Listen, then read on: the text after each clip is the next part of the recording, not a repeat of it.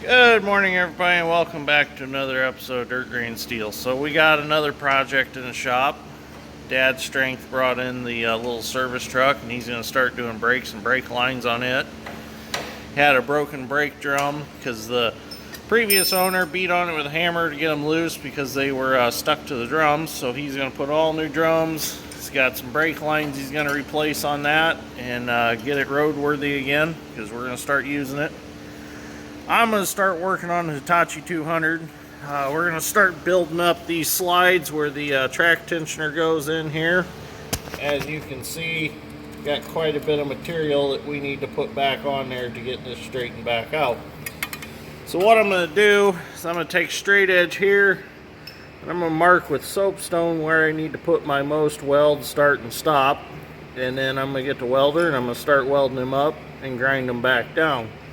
Now, a couple guys said in the comments I should hard surface these, but this hose probably not going to last much longer around here, so I'm just going to weld them up with some just welding wire. I don't have any hard surface, and the hose already got 17,000 hours on it, so I don't know if it'll live to see 20,000. So if I weld them up now, I think with just mild steel wire, it'll be fine for the rest of the life of the machine. So, and if it isn't, we'll weld it up again. We'll do it with the hard surface. But I called and see if I can get some hard surface wire, and I can't get any for a couple days, and I want to get this back together. So I'm just gonna weld her up for now and just call it good. I'm sure you guys will understand that. So anyways, I'm going to get the camera set up and we'll get started on this morning.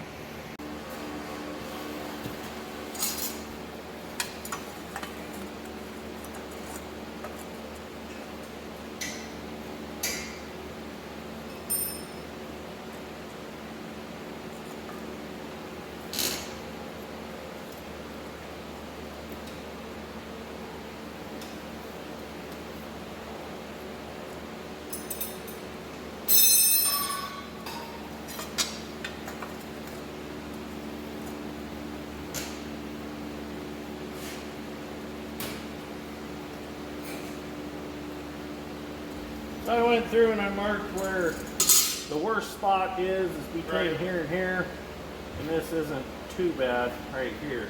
Right. So you want to weld it up? No? I'm taking volunteers because I really don't want to do it, but I'll do it if I have to. Okay, so we're going to start preparing these to weld on them. We got to clean them up really good. There's a lot of dirt stuck in there. So we're going to take the die grinder, the Milwaukee die grinder, and wire wheel and just clean it up.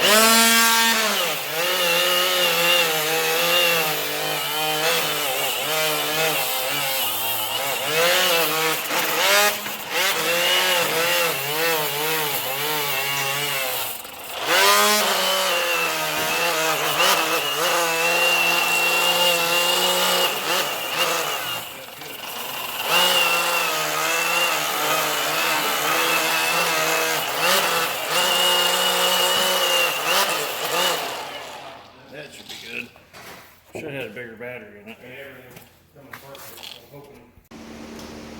Well, I got this one side partially welded up. As you can see, I got rid of the big wear mark right there, or wear spot right there. But then we got distracted because Dad and I had to go look at some farm ground, and we ended up renting it. So we got another 100 acres of farm ground for next season. So, and then we went to lunch real fast and come back, and this was on the back porch from JD Crawler Parts. This is what we've been waiting on. These are the parts for the MC. So, open this box real quick and see what we got in here. Well, kind of. Pretty excited to get this. So we can get the crawler put back together. Oh no, packing peanuts. There's the rod I needed.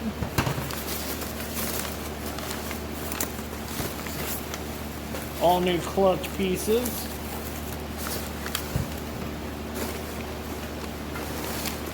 Oh.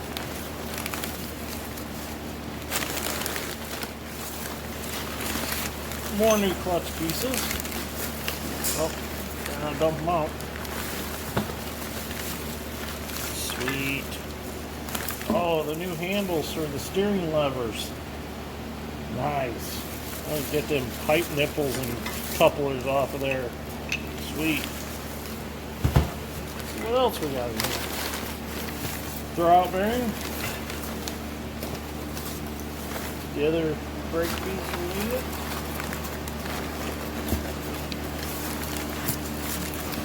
The brake band. Nice. Ooh, there's a lot of wore off of the old one.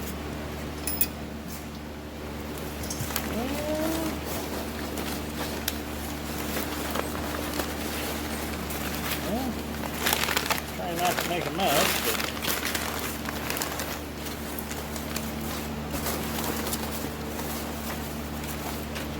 clutch adjusting gauge. Gotta learn how to use that.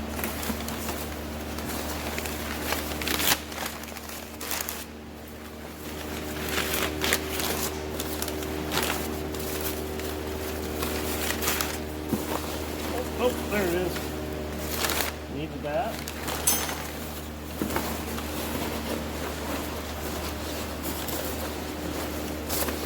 And I think that's everything. So I think we have everything to put the MC back together now. Sweet. Well, I'm back to welding on the 200. It's getting there. Not the prettiest, but you can tell that that big dip's gone out of that wall. And I put a straight edge on it, and we are gaining material back right here. But it's kind of tough to lay on a piece of plywood with your head and helmet laying on a rail and trying to reach in there and weld with a light and trying to see. It's not easy as it looks to weld inside of there. So it'd be nice if I could turn the hoe upside down and be able to stand right there and weld and see exactly what I'm doing. But like Dad Strength said, it don't have to be pretty. So it's just got to be material build up for that to ride on. So I'm gonna let that cool off a little bit. I'm gonna do some grinding, weld a little more and grind it a little more, and then I think we'll have her made back up the way she needs to be. But as you can see, you don't have that big dip up in there anymore. I've filled it all in with weld. So should be back to the way it needs to be. So we'll continue here.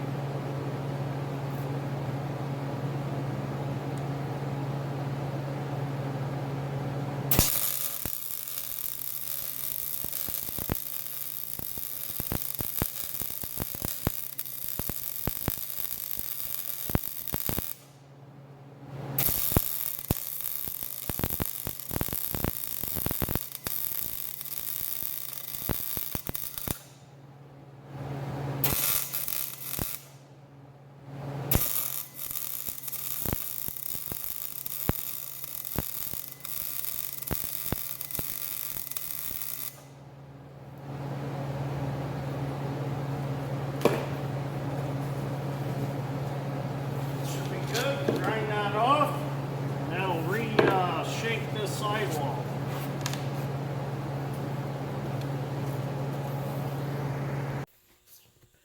Now we're going to do a little grinding, clean that back up, square that corner up a little bit, and we should be close to being finished.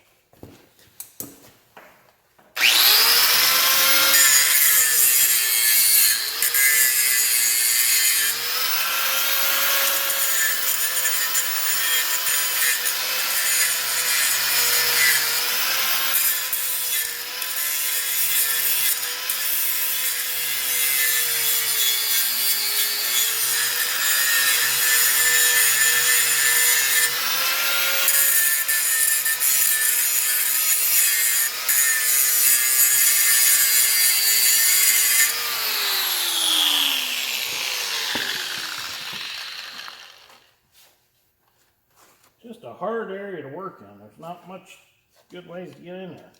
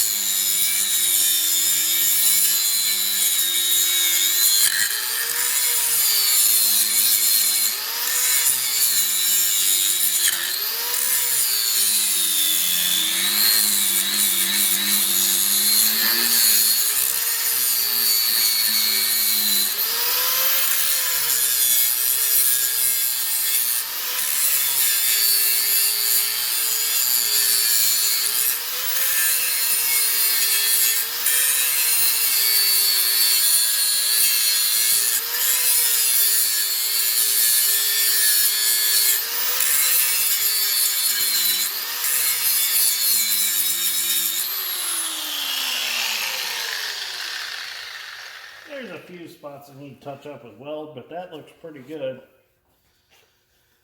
So that'll help hold that idler more centered and keep it tighter. So I think she looks good. Well, she's just about done. I got a few more spots I want to touch up, and then it's done. Mercury's going to bring my idler in the morning. Found out he got his hands on it, so first thing in the morning, going to get an idler, going to get this thrown back together, and back out the door. Change the engine oil in it. Air filters, new engine air filters should be here tomorrow. Had to order them. So that's one thing we're lacking, but we just blew the old ones out for now and stuck them back in. They weren't extremely dirty, but I wanted to replace them. So this project is almost complete. Dad's Strength's still working on the service truck. He had to do a wheel seal and one of the brake cylinders he's replacing. Found a bad one. So he got all the new brake lines ran. That's all done. Just needs that one brake cylinder and wheel seal. And this is finished. I did get my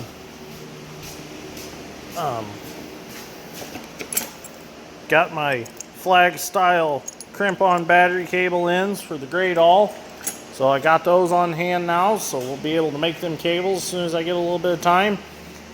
I had to end up going and getting 30 bales of hay, so that kind of pulled me off this project for a while today, so it kind of seemed like an all-day project, but I done some stuff in between. I had to make another batch of bird crack because it's selling out pretty quick, so the bird feed business is going very well.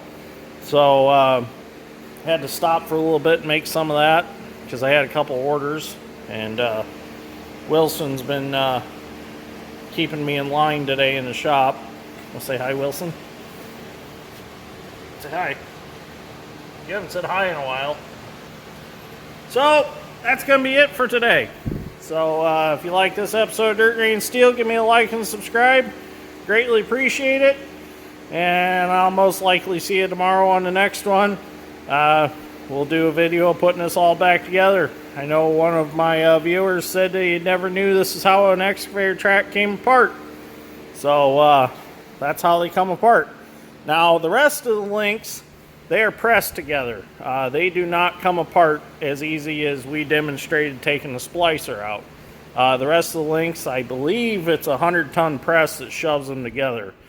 When an excavator rail comes, it is in, let's see, there'd be 4 or 5, I think there's 6 different pieces to each rail, because you've got your rails right here, you've got your bushing, you've got 2 bushings in here, and then you got your pin. So I guess that's 5 pieces. And then this is all put together, and they are pressed together, and that's how they create a chain. A lot of guys call them track chains. A lot of guys call them excavator rails because it is a rail that all the rollers run on when it lays on the ground.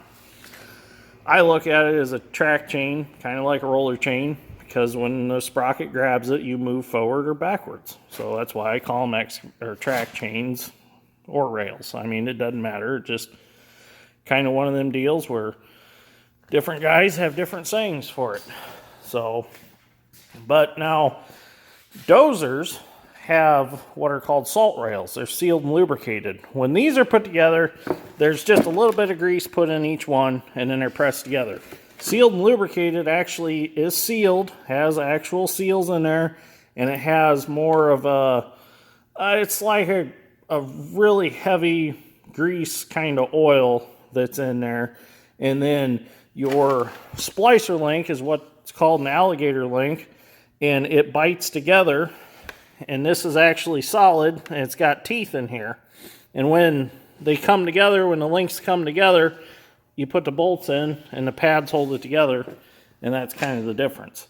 So on a sealed and lubricated link, you don't have just open holes like this when you break the track chain. You actually have 2 halves of a link that come together to make the splicer.